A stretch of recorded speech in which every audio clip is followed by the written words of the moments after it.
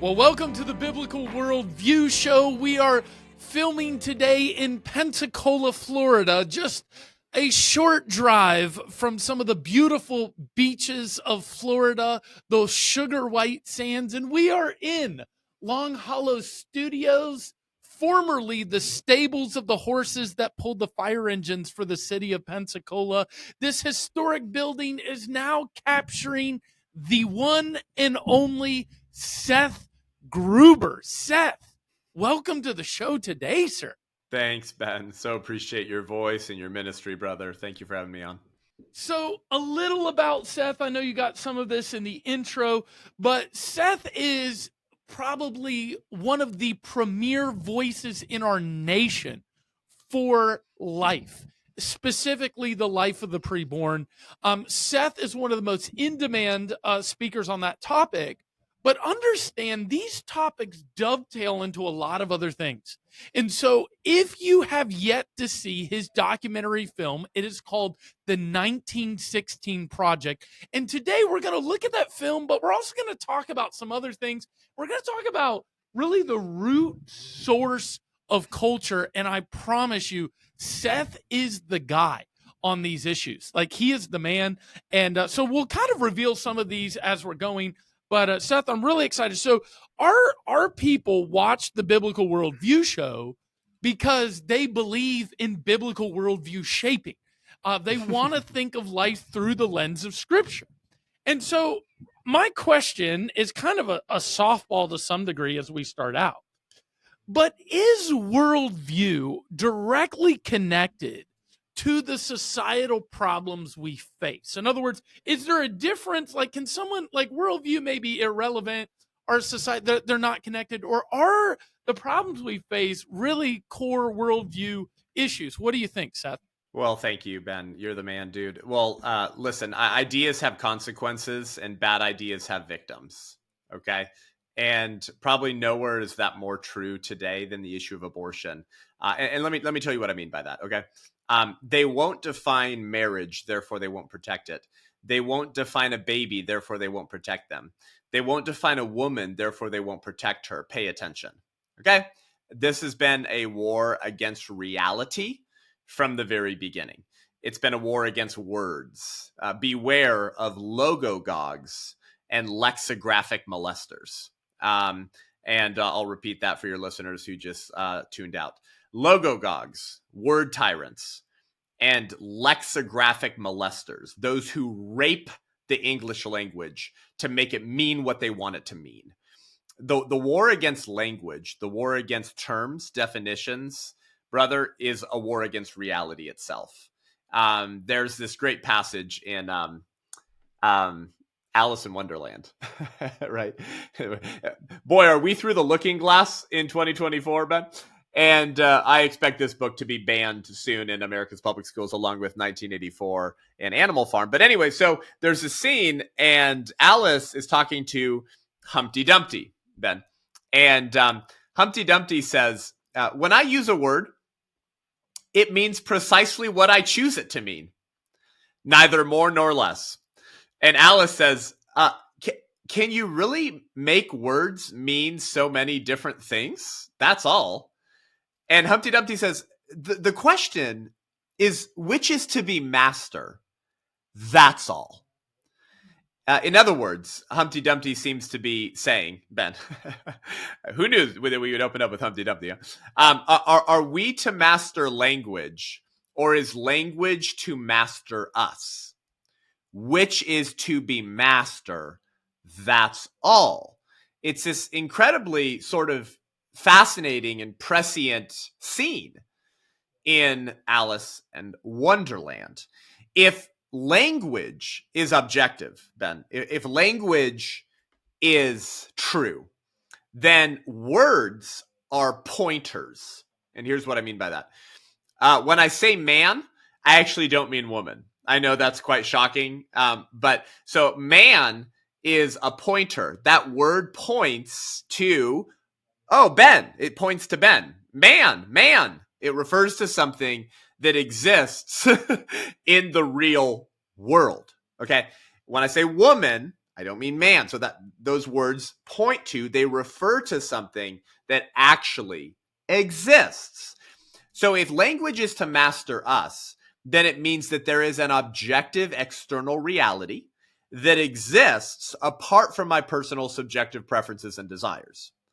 But if we're to master language, Ben, then everything is subjective. The war over words and language is a proxy war for the war against reality and God's naturally ordered world in the first place. Because if we can master language, then words are not pointers. Words don't refer to anything in the real world. When I use a word, it means precisely what I choose it to mean, neither more nor less. Okay? So you'll notice this about the radical left today and about the secular moralistic revolution, that they seem to almost always be on the same team with whatever new iteration of the culture of death that's unfolding right now is. The same people who tell you that babies aren't persons and can be killed in the name of bodily autonomy are the same people that tell you that men can be women, women can be men, and chemically castrating and surgically chopping off your genitals is also healthcare. That both of these things are healthcare. The same people that tell you that children are sexual beings, and that they have a right to sex and to sexual knowledge about every radical, weird way to do weird sex stuff. And so that's why we should have it in the curriculum, and why a minor should be able to hide their gender identity from their parents, and the public school will help them socially transition without the knowledge of the parents. What is it about the cohesiveness and connective tissue that binds together different parts of the Marxist revolution, of the anti-Christian sexual revolution? Call it whatever you want. Klaus Schwabism, Hillary Clintonism, neo-Malthusianism, Darwinism, materialism, atheism. It's all the same movement, and they seem to walk in lockstep. Why is that? Because we're rational human beings created in God's image, and we tend to work out the implications of our worldviews. Even if we're not fully confident or aware of the ideas that we've assumed. Remember, C.S. Lewis said the most dangerous ideas in a society are not the ones being argued for, they're the ones being assumed. Because assumed ideas, especially when undetected, can destroy a nation. Why? Because people work out the logic of the worldview or ideas that they've assumed and imbibed. That ideology will take you further than you wanted to go and make you pay more than you wanted to pay. And this process may proceed quickly or slowly, but people will work out the logical implications of the worldviews that they've absorbed, imbibed, or assumed. And so all of this stuff is connected, and it's a war against reality itself. We know at the level of biology that there are only men and women, right, Ben? Like we have male chromosomes, women don't have male chromosomes. One of us has male genitalia, the other has female genitalia. Not us on the call, by the way, but women and men. And so you have to clarify everything these days. But apparently biology is irrelevant, right? Because biology, even though it gives us clues about who we are, it's now been severed from metaphysical and spiritual realities. So you can be a man trapped in a woman's body, right? Because they're defining gender based off of cognitive abilities like desires, self-awareness, consciousness, who metaphysically who you feel you are on the inside. So they've severed biology from identity.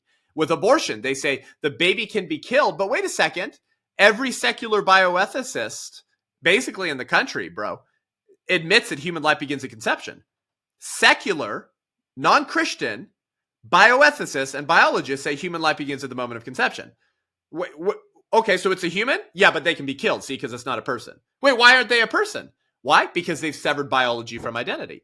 They say that the baby is biologically human, but being human is not enough to have human rights. And so until you have cognitive abilities like self-awareness, consciousness, and desires, then you might be a human in the womb, but you're not a person. Wait a second, it's like they severed biology from identity again. Not just with transgenderism, but with abortion. And now, brother, they're doing it with parenthood before our very eyes, right? As Nancy Pearcey points out, in the past, the state recognized parenthood as a pre-existing reality, something that followed metaphysically when a mother and father give birth to a child. The law merely recognized that as a prior fact. But the only way the law can treat same-sex parents the same as opposite-sex parents is to deny the relevance of biology. and declare parenthood to be a state of mind toward the child, what you think, feel, and desire. So the state has taken on itself the authority to define what a parent is and who qualifies as one. So notice in each case, the state has dismissed natural realities to substitute legal fiat. It refuses to be held in check by respect for the created world. That they believe that God's world, the natural order, biology, gives us no clues to our real identity. So therefore, we can redefine and reshape everything to fit the preferences and desires of the individual and the preferences and desires of the state. We have handed over power to the state, Ben, to define for all of us what we used to allow human nature and biology to define for us. There's a man and there's a woman, so one of y'all aren't the other. It's a human in the womb, and you're a human too, just at a greater stage of development, so they get human rights too. It's a man and a woman, and those two things tend to fit together quite physically and literally. And so you're a mom and you're a dad, and so you're the ones best positioned and responsible for rearing any children that come from that union. We've now said, no, none of that matters anymore. Okay? So this is why all of this, Biblical Worldview show with Ben, this is why all of this is theological.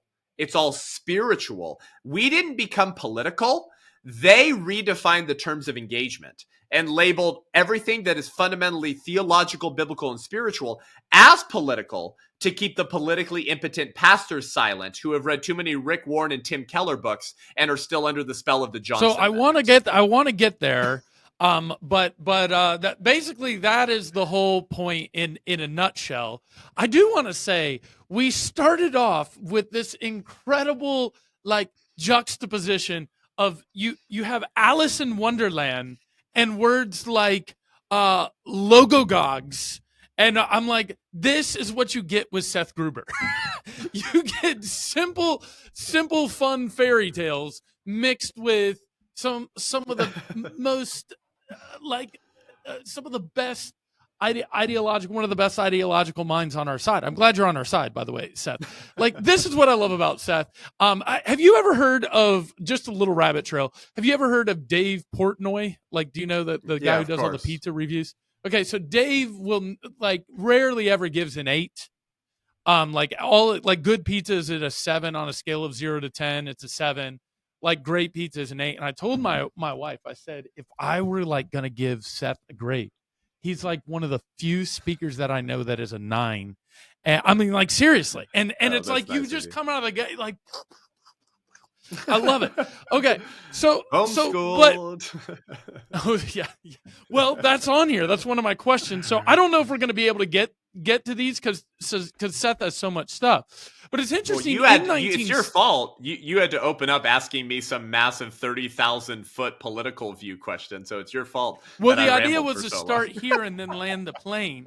You started there and then went all the way down and landed. It was awesome. It was great. Like that, we could cut there. That's the whole episode right there. I could listen to that 4 or 5 times and get something out of it each time. It's that good. But which is why you need to go and watch 1916 Project. But to bring it back, it's interesting. You're talking about the problems of today, but you go back to the 1800s to talk about the problems of today.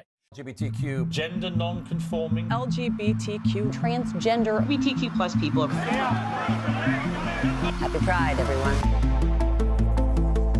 Right now, our culture is struggling to determine what is a man, what is a woman, and what is God's purpose, plan, and design for marriage. Gender is a socially constructed concept. Bills restricting the rights of LGBTQ plus people. Why are we telling kids that boys and girls aren't real? Americans believe that everyone should live the life they love. People are afraid to be a child in this district because you're gay. You know, the greatest advice is God's truth from the Bible.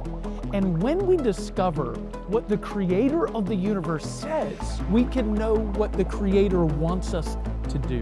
So we're in the middle of making a resource called Lies Aren't Love, to turn people's hearts back to the truth, to call the good good and the evil evil.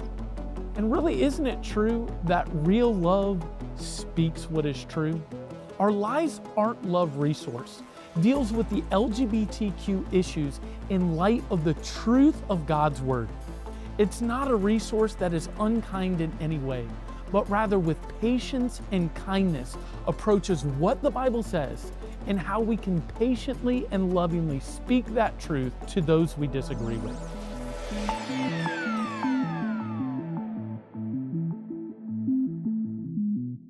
Who's the eugenics guy? What was his name again? If you'd remind me, could you maybe even talk about how Darwin and eugenics and some of these are the seed to what we're looking at today? Well, this is perfect. This is actually perfect, Ben. It's a perfect transition, philosophically and metaphorically, not gender wise. It's a perfect transition into the next point, because I basically summarize my answer to your question by saying ideas have consequences and bad ideas have victims, and that people tend to work out the logical implications of their worldview over time, even if they don't know the conclusions to which those premises will eventually take them. Right. For example, feminism is the premises that finally ushers in transgenderism. And we can talk about that if you want. It's quite a fascinating conversation. But you go like, wait, I thought the feminists believed that women existed, right? And that they were different. Maybe they were sleeping around at Woodstock and freeing the nipple, but like the feminists still believed that women existed and that they were different than men. So how did that lead to transgenderism? Ask me about that later. I'm saying it's a similar point to say that the revolution often has to try to keep up with itself.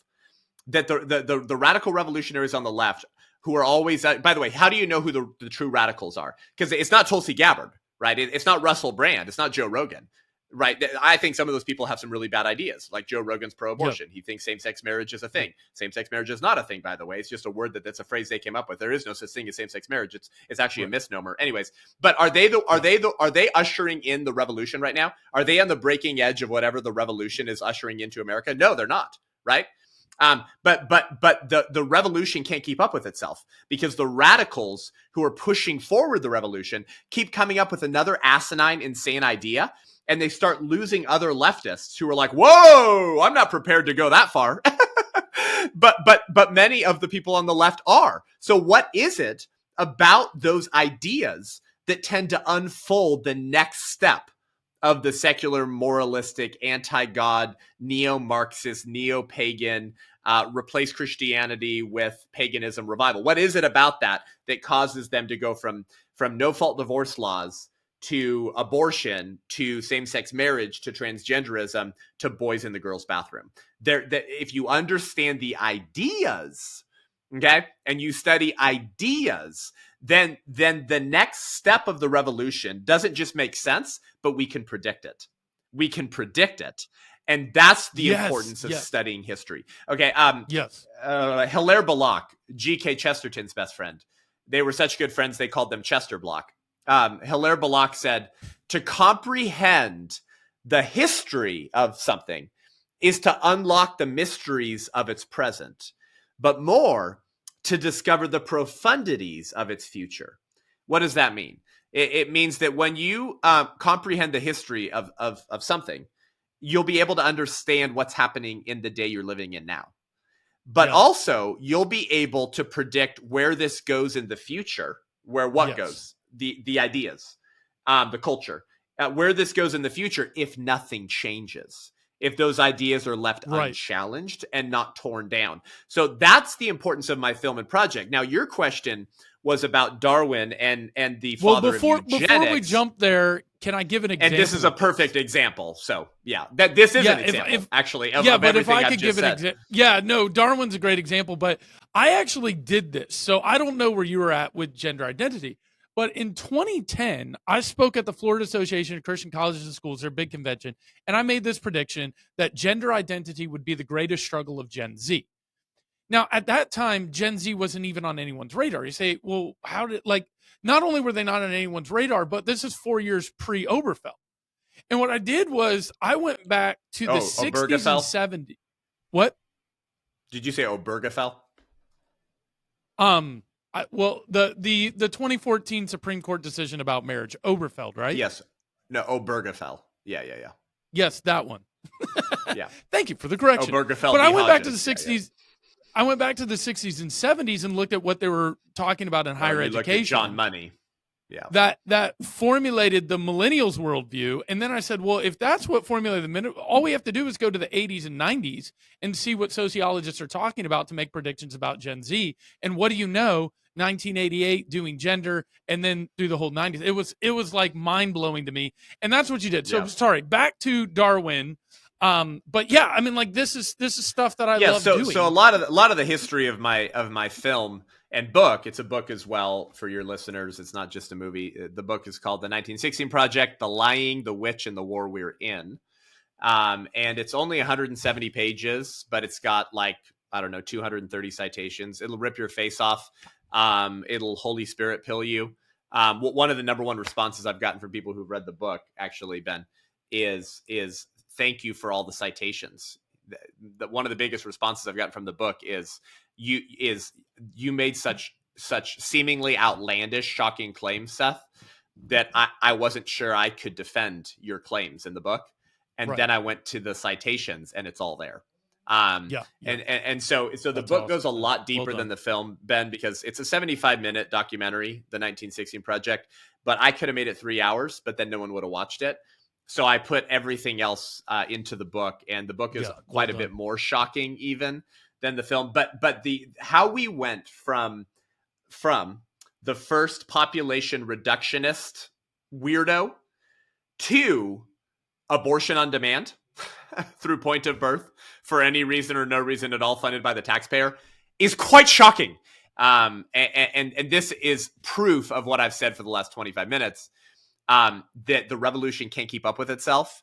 And so they continue to usher in new insane ideas that are so detached from the American layperson, the American lay Democrat, Ben, the American lifelong voting Democrat who's like, yo, I'm a Democrat, but whatever that is, I'm against that. That's how radical the revolution is, because ideas take you further than you wanted to go and make you pay more than you wanted to pay. Why? Because you're a rational human being created in God's image. So we started with Thomas Malthus in the late 1700s. Now, by the way, we could take this back to Machiavelli in the 1500s with his book, The Prince. I mean, we could take this back to Thomas Hobbes with his book, Leviathan, in the 1500s, if you'd like. That's really the seeds, actually, of liberalism. I guess you could say the seeds of liberalism is when the snake said, "For God doth know that in the day ye eat thereof, then your eyes shall be opened, so you'll get woke, and then ye shall be as gods." That Eve eating the apple is the first wokeification story, but that's a podcast for another time. So Thomas Malthus, an English clergyman, begins to be concerned that population growth, that food production can't keep up with population growth. How did I miss growth. that? He was a clergyman? Yep, we said that in the film. How did I miss that? He was an English clergyman, so this idea came from a pastor, Ben. The father of overpopulation theory was not Paul Ehrlich, who wrote his book, The Population Bomb, in 1966 and sat on the board of Planned Parenthood. It might have been 68, but it's 66 or 68, Paul Ehrlich's book. No. The father of overpopulation theory is Thomas Malthus, when America is 20 years old.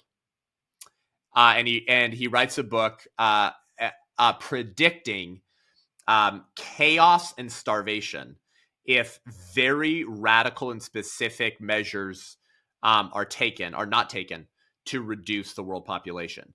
So he believed that food production and resources grows arithmetically while population grows exponentially. And so eventually we're going to reach a population bomb. And there's going to be starvation. Well, guess who was influenced by Thomas Malthus's books and writings? And by the way, he proposes some of the most disgusting measures. Like I've quoted him in my book. I've quoted him in sermons from pulpits. But he said things like, we need to build our villages near stagnant pools and encourage the outbreak of disease among the poor and the minorities. And we really hate Christian mercy ministries. Mercy ministries, 501c3s that care for the poor and the sick. Let them die in their misery, because why care for people who are probably going to die anyways when we have such an overpopulation problem? So he didn't just say hey, here's a prediction of population chaos if you don't listen to me. He said actually, no. It's not just survival of the fittest. It's elimination of the unfit. We need to arrange how we build our homes to encourage the outbreak of disease. Let them die in their misery. So Thomas Malthus was quite a piece of work. Well, guess who read his his book on overpopulation was very influenced by it. A guy named Charles Darwin, who of course wrote Origin of Species. People are unaware, Ben, his more sinister book was Descent of Man, where he basically takes Origin of Species, which was allegedly examining animals, and he says, let's apply that to, human beings. The title alone of Origin of Species is racist. I mean, like, even the full title. And the preservation of favored races. That's right, Ben. But then his half cousin, Francis Galton, reads Origin of Species and is incredibly blown away. He's incredibly inspired. And he says, well, yes, it's not just survival of the fittest, says Darwin's half cousin. He says it's the elimination of the unfit. And Francis Galton coins the term. Guess what term he coined? Eugenics. That's right. Darwin's half cousin invented the word eugenics, which is the root word is Ben, is good in birth. Good in birth, which means what? Some people are not good in birth, right? So there's good genes and bad genes, and we need to encourage good genes and those people to reproduce, and we need to prevent people with bad genes from reproducing. And generally, for the eugenicists, Ben, this meant like alcoholics, criminals. It meant the mentally and physically disabled, and then that often led to specific targeting of racial communities who often did not contribute to society at the rate that they believed other racial classes could. And so eugenicism tended to lead to overt forms of racism quite quickly. But eugenics is quite a bit worse than racism, because racism would say like ethnicity or skin color or melanin, right? It would focus in on a specific ethnicity. Eugenicists or eugenics wouldn't be so concerned with just one race or one kind of skin color. They would be concerned with genes, genes. And if your community or your race or your family or your larger family or extended family showed signs or evidences of things that the rich white elites didn't like or thought were a detriment to the progress of humanity, then they believed it was better for humanity for you to be forcibly sterilized and prevented from having children. So listen to this. We went from there's too many people on we got to take a Earth. break. Can we take a break and I come back? Sure. Okay, we'll take a break, and as we end this episode, we'll jump into episode 2. You're going to want to hear. Seth is ready. He's like on the for part 2. But this is what I want you to see as we close out this episode. The eugenicist is being consistent with their worldview. They're saying, well, if we're just random accidents, then the natural thing, the way we progress humanity, is by getting rid of the bad. They're being consistent. And God forbid when evil ideas start being consistent with, like, the principles are consistent with the reality. And when in part 2, one of the things I want to ask Seth is, what does it look like when people actually start being consistent with some of these things? More of that when we come back in part 2. Thank you so much for watching the Biblical Worldview Show.